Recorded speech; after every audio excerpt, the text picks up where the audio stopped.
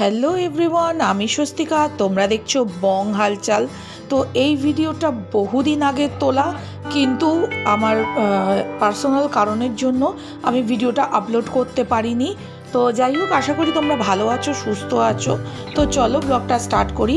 তো এটা হচ্ছে জন্মাষ্টমীর ভিডিও। বাড়িতে পুজো করেছিলাম, সামান্য একটু আয়োজন ছিল। এই বছর আমার শরীরটা ভালো যাচ্ছে না বলে আমি কোনো রকমে যেটুকুনি আমি করতে পেরেছি সেভাবেই পুজো করেছি। তো প্লিজ জাজ করো না কেউ, আমার যেটুকুনি শরীরের ক্ষমতা দিয়েছে আমি সেইভাবে পুজো করেছি। তো দুধ, ঘি, মধু আর চন্দন নিয়ে নিয়েছি, গঙ্গা জল নিয়ে নিয়েছি। আর এইভাবে দেখো আমি সাজিয়ে রেখেছি ঠাকুরের জামা কাপড়। তো স্বর্ণালীর সাথে বসে আমি ঠাকুরকে স্নান করিয়ে নেবো, আর তার সাথে সাথে সব ঠাকুরকে সাজিয়ে নেব। তো আমার কাছে রাধা মাধব আছে, আর ছোট্ট একটা গোপুসোনা আছে। নীল মাধবের মূর্তিটা আমাকে আমার এক ভাই বুবাই দিয়েছিল পুরী থেকে, তো তাকেও স্নান করিয়ে নিচ্ছি। আর যেহেতু আজকের পরের দিন লোকনাথ বাবার জন্মতিথি, তো সেই কারণে লোকনাথ বাবার পুজোও করব। তো সব একসাথেই বসাবো। তো চলো সেগুলো সেরে ফেলি। আর এখন দুধ, গঙ্গা জল আর ঘি, মধু, চন্দন দিয়ে স্নান করিয়ে নিই সব ঠাকুরকে। আর নতুন নতুন জামা কাপড় স্বর্ণালীকে বলেছি পরিয়ে দে, তুই একটু সাজিয়ে দে। আর ও ভীষণ ভালোবাসে ঠাকুরকে সাজাতে, নতুন নতুন সুন্দর সুন্দর জামা কাপড় পোশাক পরাতে। তো যাই হোক, এই কাজটাও করে দিচ্ছে। এবারে ওই প্রচুর হেল্প করে দিয়েছে, সবজি কেটে দেওয়া থেকে শুরু করে। সঙ্গে বিপিও ছিল, তো বিপিওর ছুটি ছিল বলে আমি ওর হেল্পটা পেয়েছি। যাই হোক, চলো আস্তে আস্তে পুজোর জোগাড় করি এবং অল্প ভোগের আয়োজনও করে নিই।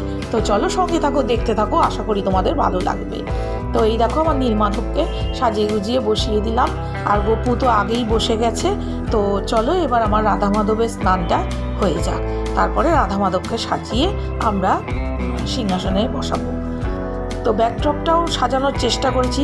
একটা রাধাকৃষ্ণর পর্দা কিনেছিলাম অনলাইন থেকে, তো সেটাকেও পেছনে ব্যাকড্রপ হিসেবে সাজিয়েছি একটু আলো আর একটু আর্টিফিশিয়াল পাতা দিয়ে। তো সেগুলোও তোমরা দেখতে থাকো, সঙ্গে থাকো। তো চলো ব্লগটা চলতে থাকুক।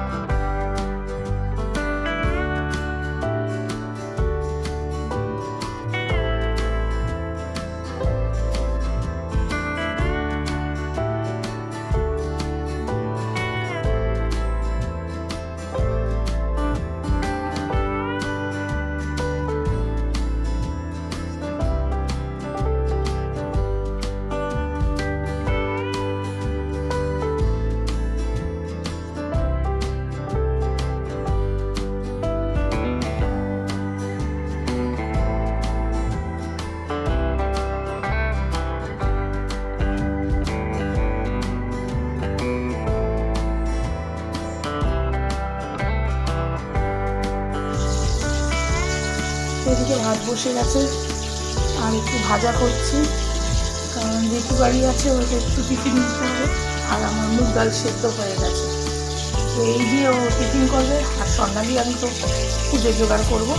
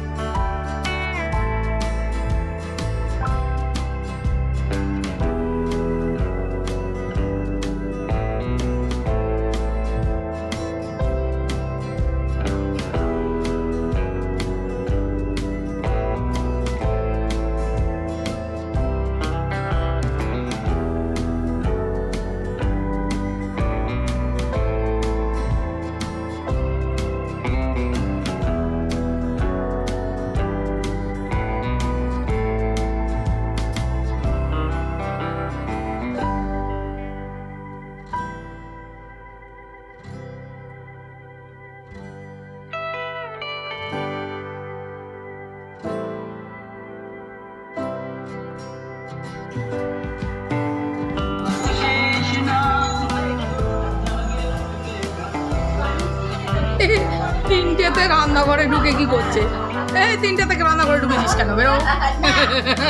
এই দেখ, একজন রাঁধুনি, সঙ্গে দুটো হেল্পার। এনে ধর ধর ধর। এই যে আমার রান্নাঘরে কবজা, তিনজনে মিলে কবজা করে নিচ্ছে।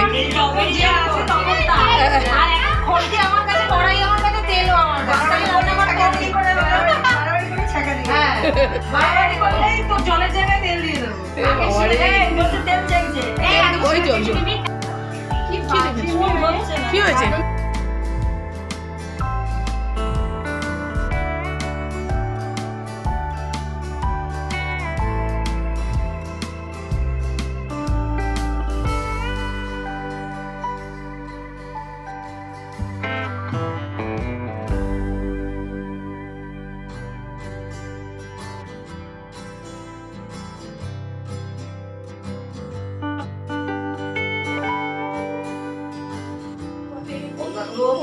গোপিকা কান্ত রাধা কান্ত নমস্তে বাসুদেবায় গোপীতায় জগদ্দিতায় শ্রীকৃষ্ণায় গোবিন্দায় নমঃ।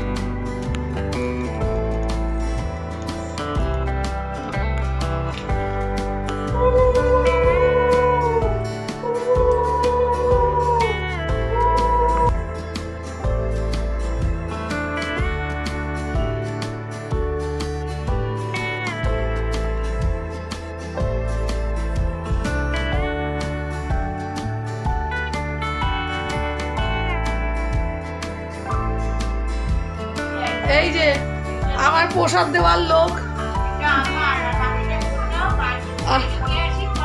আচ্ছা আচ্ছা, ঠিক আছে ঠিক আছে, আসেন আসেন।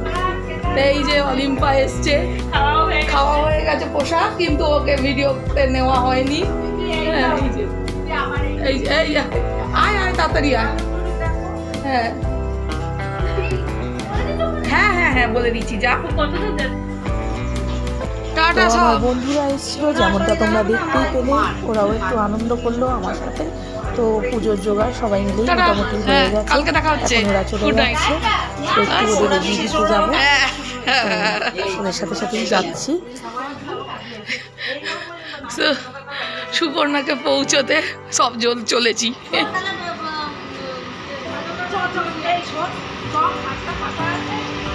সব গিয়ে শুয়ে পড়ি।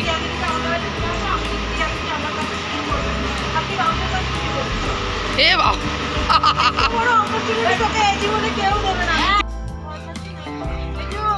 যা এই ফ্ল্যাশিং হচ্ছে শিগগির টাটা। তো এভাবেই আমার জন্মাষ্টমীর পুজো শেষ হলো।